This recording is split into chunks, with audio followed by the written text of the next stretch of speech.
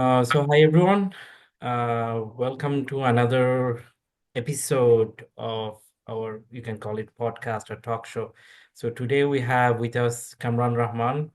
Many of you know him from the Seattle Halal Foodies group.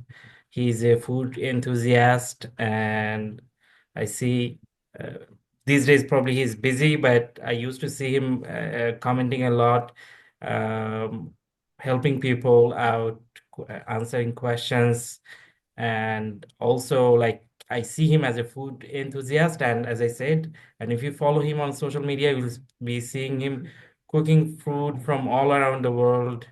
And he also sometimes writes about food history, which is a I find this very fascinating. So probably we can get him today to talk about uh, his passion, and probably we can learn about something about the food history or something. So let's jump in. Kamran, can you start? Yeah, my name is Kamran. As Mira mentioned, I used to be super active in the Seattle Halal Facebook group. Not so much, not so much as I used to be, but I'm really a big foodie. I like trying things that aren't things you can find necessarily at a restaurant, and I really appreciate the history about the food because a lot of the foods that we eat at these halal restaurants, they have a story that um, most people don't really know about. So I will preface with, this is just based on like my own research and like talking to people from these different communities. And yeah, by no means, I mean, if something is incorrect, anybody that listens to this you're welcome to definitely correct anything. So that's all. Okay. So, Kamran, let's start with we want to learn or hear something about uh, different history of food. Let's start with that. So, we know like the cuisines, different cuisines, like travel from one country to another, and then start getting, like we call it fusion, right? It starts with Yeah. the fusion, and then it starts changing, and eventually this fusion food becomes so big and it becomes a cuisine of itself. So let's talk about some of the most fascinating cuisines that you find that evolve like this, and which whose history was really exciting. Yeah. So I think the three, we'll kind of summarize like really quick the three that I thought would be most relevant, and then we'll kind of dive deep into each one. So the first category would be like Hakka cuisine, or sometimes that's just called Indo-Chinese cuisine. And then the second one is going to be specific to a specific item from Iraqi cuisine. And then the third one is going to be specific to essentially like the different types of dumplings you'll find in like throughout Central Asia, and Turkey, and really like beyond that. So I was thinking we could start with Hakka cuisine and go from there. What do you think? Yes, sure. Okay, so I mean, really, like when you think of Hakka cuisine, it's pretty much like most Indian restaurants have at least one Hakka item. Maybe it's gobi Manchurian or like chili chicken. And yeah, I mean, maybe you're the perfect sample of the audience. Like, where do you think? How do you think Hakka cuisine came to be before we started talking? Yeah, so I think I know a bit of the history. I'm not sure how much I know, but yes, a lot of people think like it's a simple fusion of Indian or Chinese, or obviously the first thing comes into mind is like Indian people started cooking Chinese, and that's how it was born. But what's the actual story? Yeah. Okay. So, my understanding. So this is like based on research and also like talking to people that are actually of like Hakka background. So back in like the 19th and 20th century, so people that are not good with math, that basically mean like the 1800s and 1900s. Uh, in British India, there was a very specific need for people that were willing to work in tanneries. Tanneries is where they make leather, and so being a predominantly Hindu region, like the Indian subcontinent, like people didn't want to mess with the byproducts of cows, right? Because it's kind Yes. of an important animal, right? For a lot of people. So there was a group of people from China. They refer to themselves as Hakka. That's like you can kind of consider that as like a sub ethnicity of the Han Chinese, and they thought, hey, we don't have an issue with working in tanneries. We'll just go to India, and they came to India to start working in in that industry. And so with them, they brought their food, and they mostly settled in Calcutta, which is now in like present day West Bengal, India. And they started in tanneries, and then they established a Chinatown in Calcutta. I don't know how thriving it is now, but it's called Tangra, Tangra. People can look it up. It's the old Chinatown there, and they started a lot of them over time as they started off in tanneries, and then they started going into different industries. And as many immigrants do, no matter what country they're in, they think maybe our food could be a hit here, so they started making Chinese food.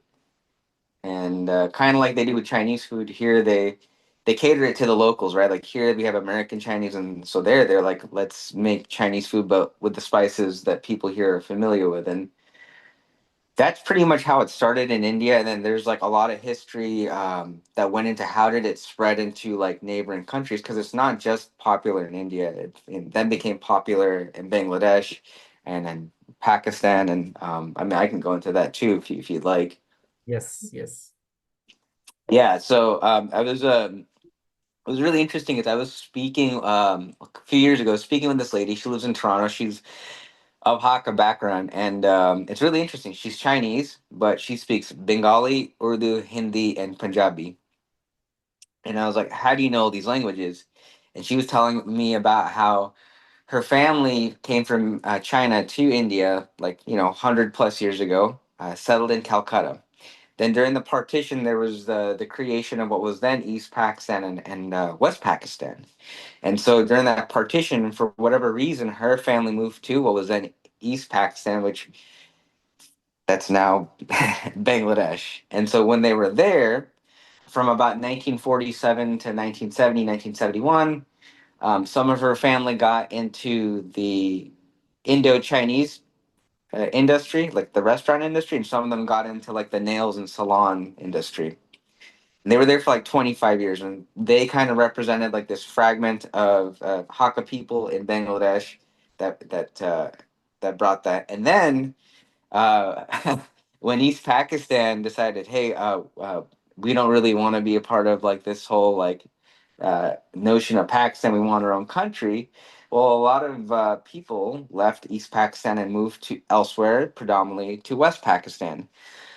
So then in the 70s, late 60s, early 70s, her family, the Hakka family, fled East Pakistan. It was a lot of civil unrest there, and they went to Lahore. And when they went there, they opened up hair salons and Hakka cuisine restaurants. And so once again, it was another migration of that kind of cuisine. But as this group of people went from one part of the region to another, they brought the food. Other people start emulating it, and then over like the last 50 years, a lot of people from the subcontinent have gone to Europe, North America, and they brought Hakka cuisine. I don't know if you'll see it as much in like a pure Hakka restaurant in like Washington State. There's like I think Inchin's Bamboo is one of them, but you'll see a lot of them in like Toronto and Houston, where there's like a heavier influx of people from those communities. And so, just one interesting fact. This is what the Hakka person told me. They told me that Hakka in the Hakka language means guest, which is interesting because they're like guests in another country. And I had actually done some solo backpacking throughout like Panama and Costa Rica. And when I was there, I noticed that every single convenience store was owned by Chinese people. So actually would speak with these people, and they're like, "Yeah, we've been here for like 150 years.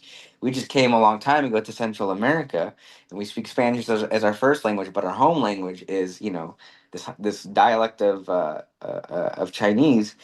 And I was like, "Oh, what kind of Chinese are you?" And they were like, "Hakka. We're all Yeah. over the world." So I was like, "Wow, you Hakka people are really everywhere." Yes, exactly. So as far as I know, like few centuries ago, like three or four, or I don't know, 4 to 5 centuries ago, these Hakka people actually migrated from North China to South China, and from the South China, I think they spread the people that is very fascinating. I very recently I knew that these people actually migrated to Caribbean and Central Asia, but th those same people, some of them went to Southeast Asia, some went to India, and some went to Caribbean and Central.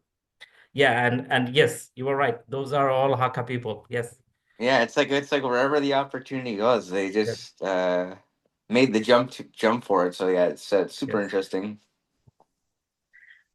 So okay, so if you as you said, like we don't probably have authentic Hakka restaurant here in Washington. Yeah, Inchin, actually, Inchin Bamboo Garden, they are the nearest one, and they have, and also in Washington so far, I would say the Indo-Chinese cuisine overall. Indo-Chinese is not exactly Hakka. It changed, right? Once it got out of Calcutta, it started changing more. So this type of cuisine, I would say, like probably in US or Canada, it's not still not that popular like it's in the subcontinent, India, Bangladesh, right? And in Vancouver, there are actually restaurants. I can actually mm, say one restaurant, mention one restaurant. It's in Surrey. Its name is Dragon Oak. They have Oh, two branches, and those are actually run by the Kolkata people. And I would oh, say okay. that's the nearest Hakka restaurant I found. And if you go there, and that restaurant is super popular. I think they have a 5-star review after 500 ratings or something like that. So Wow. if you go there, you'll see the Indo-Chinese food that they serve, which is very much probably the nearest one to Hakka, is different than the Indo-Chinese that we see here. You'll see here in the Indian restaurants, because in the Indian restaurants here, you mostly see the Indo-Chinese versions from Delhi, South India, or Mumbai. Uh, Oh, so okay. the so the Kolkata Chinese. Do you know something about this? Like how it changed when it went to other parts of India? I honestly, I really don't know exactly how it changed, but what I do know is in when it comes to like, let's just call it like British India, uh, people and commerce and all that usually started in Calcutta because that was the main Yes, post of the East India Company, yes, and that's Calcutta was like the basis where commerce happened, but it was also the basis through which tangible and intangible things were imported and exported. yes. So, for example, this is probably not like an amazing it's probably not like a great example, but when they wanted to when the British wanted to export labor from India during the British Raj, they would start in the neighboring regions of Calcutta because Calcutta was a port. But as they went further and further northwest, as they could expand their reach, uh, they would bring people from further and further northwest. So I kind of see it as like just general expansion and like industrialization also started in Calcutta and moved outward. And I would think like it evolved through that movement. But I don't Exactly. actually know the real answer. I'm just making a Okay, so correlation. I also don't know, but I know little bits. Okay, this is how I know, right? So I'm originally, my background is from Bangladesh, and Chinese food or Indo-Chinese food is really a big part of the cuisine there. And interestingly, when I was in Bangladesh, we don't call it Indo-Chinese or Desi Chinese. We just call it Chinese. That's it. Okay. Okay. So after I came to US, only then the Indo-Chinese term came to me. Otherwise, like if you go to Bangladesh, they simply call it Chinese. That's it. But this is basically so. Uh, Bangladesh is East Bengal, so obviously the Chinese food in Bangladesh went from Kolkata. That means it's a descendant of the Hakka cuisine. So it has changed, I would say, a bit lesser than how it changed in other parts of India. So the Bangladeshi Chinese is more nearer to Kolkata Chinese, or I would say more near to the Hakka Chinese. If you go to the other parts of India, you will see some traits in Chinese, Indo-Chinese food. One is mostly the flavor textures are like is very spicy, a lot of oil is used, and also it's tangy. Oh, Whereas okay. if you go to Kolkata, it's not that. They use much because the original Hakka people, they use much less oil, and they used to do steaming. Obviously, in China, they will do steaming. Stir fry the items are more prevalent in Hakka cuisine. So in Kolkata, the how they cook still they retain the some of those things, right? So they use less oil. They depend on subtle flavors, and it's not heavily on soy sauce. Where Mm, in other parts of India, you see like it's heavily on soy sauce. So first, I was curious because when I came to US, I was really missing Chinese or you say Bangladeshi Chinese food. So I went to different Indian restaurants and I was thinking, well, this is not, it doesn't, there is some similarity, but this is so different. How this is so different? And then I understood actually the Chinese food that I get in Bangladesh is more nearer to Kolkata Chinese, whereas the Chinese food that Indo-Chinese food that you see in here is either Delhi or Mumbai and South Indian style. So that's one thing. And the other thing is, this is very important. When I was in Bangladesh, these Chinese restaurants or Indo-Chinese restaurant or Bangladeshi Chinese restaurants, those are actually fine dining restaurants. So uh, in 90s, restaurant culture was not big in Bangladesh. So now it's big, right? Since 2005 or 2010, it has exploded. But before that, only it was like by the restaurant culture where families go meant only Chinese restaurants. So, mm, so these were like in Bangladesh, if you go, you'll see these Chinese restaurants calling like Xinjiang Chinese, Sichuan Chinese. They just put different Chinese province names, but actually those are not Sichuan. Those are all Bangladeshi Chinese.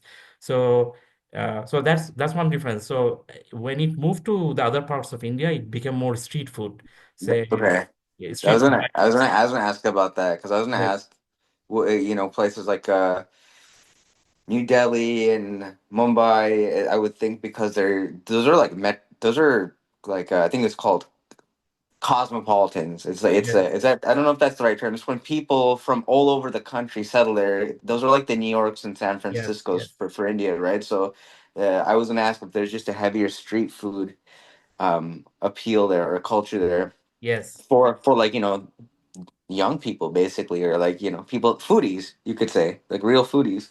exactly. And yeah, that actually makes sense. I'm not Yes. surprised. Exactly. So we're talking about Hakka, and if you want the nearest food to Hakka is you have to try the Kolkata Chinese or Bangladeshi Chinese is different, but it's nearer to Kolkata Chinese. But the Indo-Chinese that we see here is a much further derivation of that original Hakka Chinese. So that's really interesting. Yes. For sure. Okay, Awesome. so yes, let's you said that you wanted to talk about some other food. Yeah, yeah. Another interesting one that I thought was kind of cool was in the Iraqi restaurants they have this orange tangy sauce, and it's like a pickled mango kind of sauce. They call it Amba sauce. And this is how it all started. I got like a bottle of it from, of course, Biblos, and I was wondering what does Amba mean in Arabic, right? And I come to find out it means nothing in Arabic. It's actually just a borrowed word. You there? Okay, you're there. Yes, yes, Okay, yes, okay. Yeah, it's just like a borrowed word from like Indian languages because like Amba. I'm just gonna say generally speaking, there's derivations of that word that in various South Asian languages that mean mango. So yes. I did. Sorry, go ahead. Yeah, in Bangla, is mango, so amba is the same derivation in Middle East, probably, right? Yeah, Yeah. exactly. So yeah, then I was doing some digging, like how did this become a thing in Iraq? And once again, this is based on my understanding. Like about like 110 years ago, there were some people from Baghdad in India, in big cities like Bombay and so on, mostly Western India, where the green mangoes common. Yes. And they just happened to be mostly, Baghdadi Jews. So Jews from Iraq at the time. This is in the early 20th century, and they lived there for business, and they had their own kind of cuisine. It was really adapted to the local food in India, and they basically came up with this concoction that kind of uh, like pickled vegetables and even pickled mango is already a staple throughout the subcontinent. So it was kind of like a take on that, but turned into a sauce. And so after those communities had kind of left India, they brought it back home with them. So they brought it to Iraq, and also like the Iraqi Jews, post 48, that moved to cities like Tel Aviv and so on. They brought it with them there too. So it's interesting because the Iraqi Jewish community, and then of course the Iraqi community in Iraq, that's like a staple for them. So if you go to like any of these types of restaurants, this mysterious Amba sauce is it's not really a legit Iraqi restaurant without the Amba sauce, and I thought that was quite interesting as well. So I don't know if you've done any digging into that, have you? That's very interesting because Middle East doesn't grow mango, as I know, right? Yeah. So it's a part of, you're saying that it's a part, like it has become an essential part of their cuisine, and that means they get all the mangoes imported and they make it, and like how important this is in Iraqi cuisine. I haven't been to an Iraqi restaurant that does not have Amba I sauce. see. Yeah, That's really interesting because I found it fascinating. The only reason is I don't think there is a single mango tree in that region. And yeah, and that's true. these days it is very common, right? You Yeah, have food from, but I remember like even 20 years ago, or 25 years ago, when like food was more localized, right? So even those days, actually, every country used to use the local ingredients, and it was very uncommon that yes, they imported things, but those things were not like integral part of the cuisine. But it seems like the amba sauce is an integral part of Iraqi cuisine, and it was there from 100 years ago. yeah, that, and then also, not to go off on a tangent, but like also like Iraqi desserts, they have a lot of use of coconut, and most of their coconut is is basically imported from Southeast Asia and South Asia, but it's also become a staple. And it makes sense when you think about it, because like Iraq is, the furthest east, Arab, predominantly Arabic speaking country, and Yes, so they also sit at kind of like I think it's at a key trade route. yes, So it actually makes sense that they have like these staples that they don't necessarily produce the raw ingredients themselves. They get it from basically further downstream meaning into the Indian Ocean, and are able to come up with like very different takes on food. But if you also, not to go off on another tangent, but if you also look at like the cuisines in countries like Oman, and even Somalia and Ethiopia, there's pretty similar type of patterns of like unique points of differentiation because of the trade routes. yes. And actually, somebody in that Facebook group even said that I think uh, I think they said in Somali amba means mango too. I'm not sure. I can't remember. I could be wrong. First time I learned actually from your one of your posts. I didn't know this. So, so how like do you know that? once you said like this one started with a particular community, right? Yeah, And the now, Baghdadi Jews. yes, okay. And now it has spread to like all over, like all types of people actually, or everyone is like familiar to this and they use this, right? It's a staple. So I know somebody that it's definitely a staple in Iraq, but I also know people that are of Iraqi Jewish descent, and they said all the Iraqi kind of family-run restaurants in like Tel Aviv and in places like that have made the Amba sauce a staple as well for specifically falafel, which I'm just saying what this guy told me. I'm not trying to make it like a political thing, but this is what this is my understanding. Yeah. Yep, yep, yep. Okay, that's interesting. Okay, so Yeah. what's let's move on to the another one you wanted to talk about, like another type of food that different kind of dumplings you wanted to talk about. Yeah, yeah. The last one was yeah, is the dumplings. So, in mainstream America when we think about dumplings, we're thinking about like, Din Tai Fung or, Taiwanese food and whatnot. And it really I think what piqued my interest into the dumpling was when I had gone to Mongolia, and they make a type of dumpling. It's about the size of like maybe two-thirds of a fist, so they're pretty big. And it's just usually a mix of minced meat and usually some herbs and maybe a little bit of salt and pepper.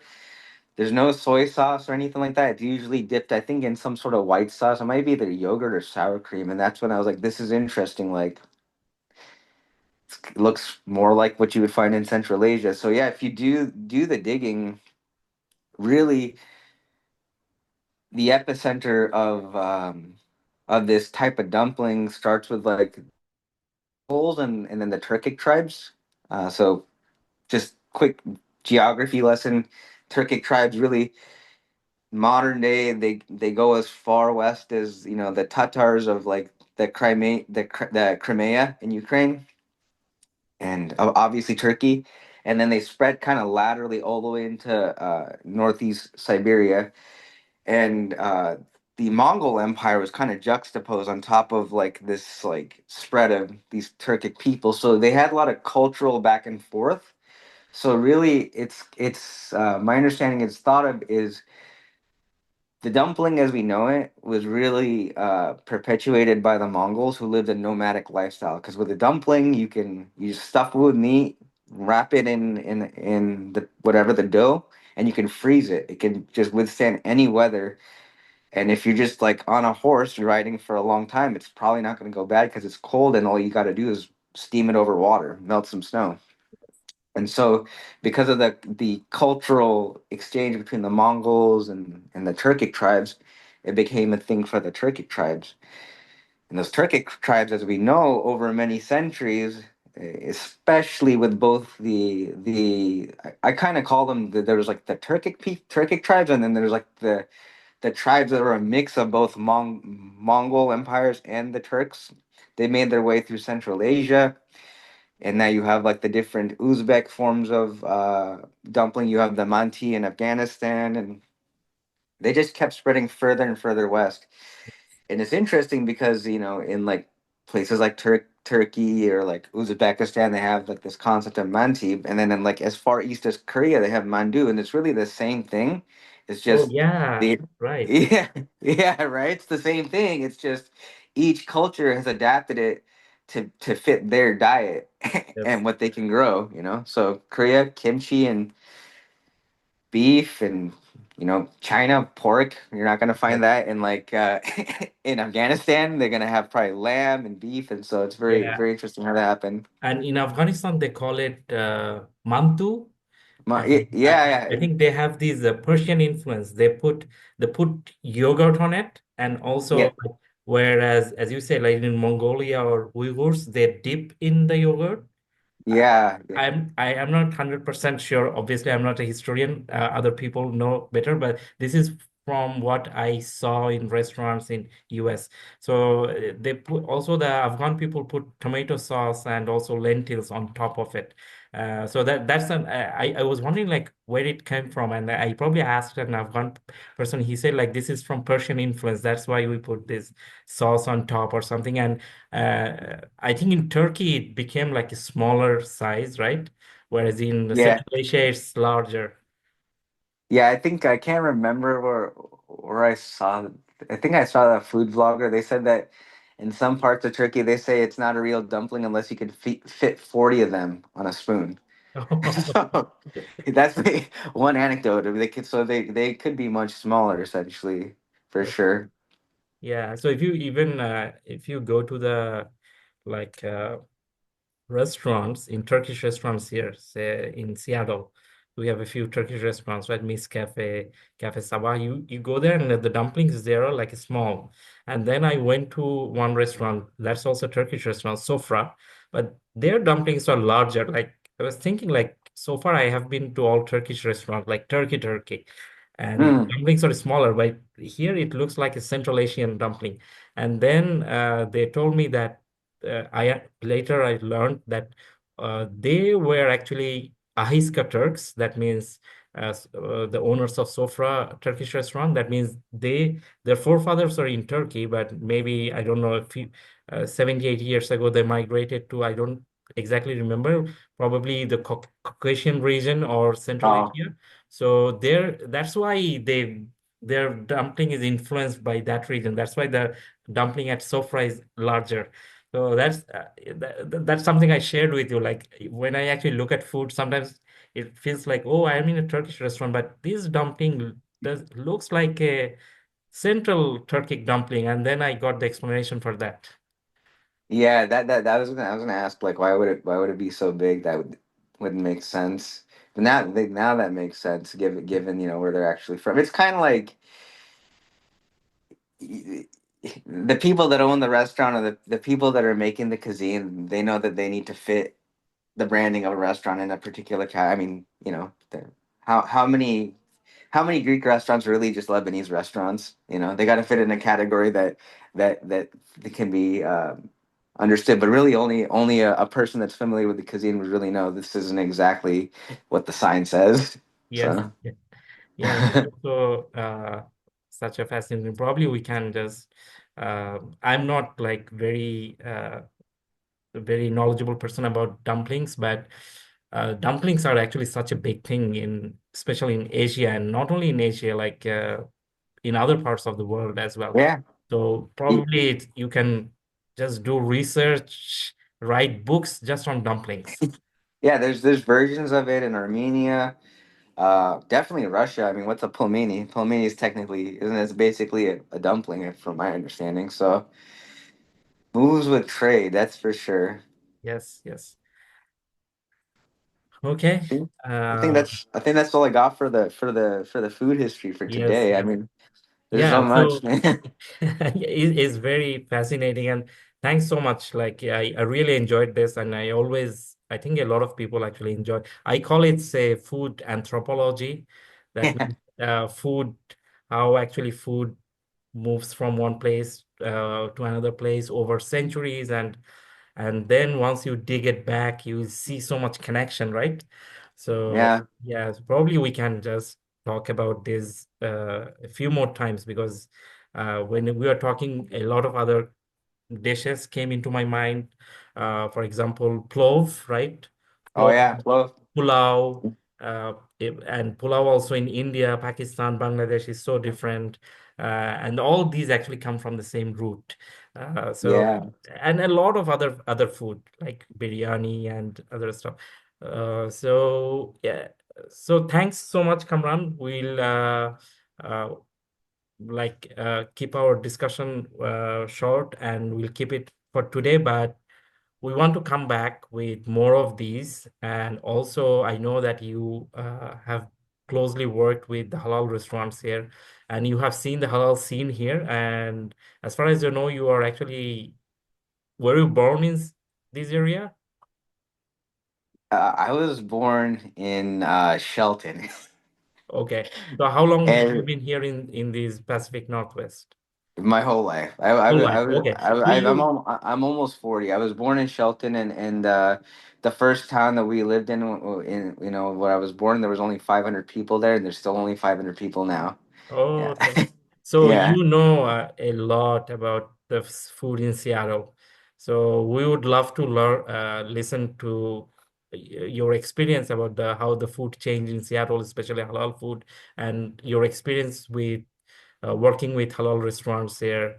But we would love to have you again, like few Yeah. times more again. And thanks much for today's time and whatever. I think our the people will really love to know the history that and the focus that you uh, the highlighted on different kind of like at least three types of major food or cuisines. Yeah, and if they have specific other items or cuisines they want us to look into, definitely, down to do that. And if we're a little bit wrong, please don't cancel us. Yeah, yeah, obviously. Yeah. Yes, yes. Yeah. But yeah, no problem. I enjoyed it too. Okay, okay. Thank you. Thank you. Have a good night. Yep. Bye.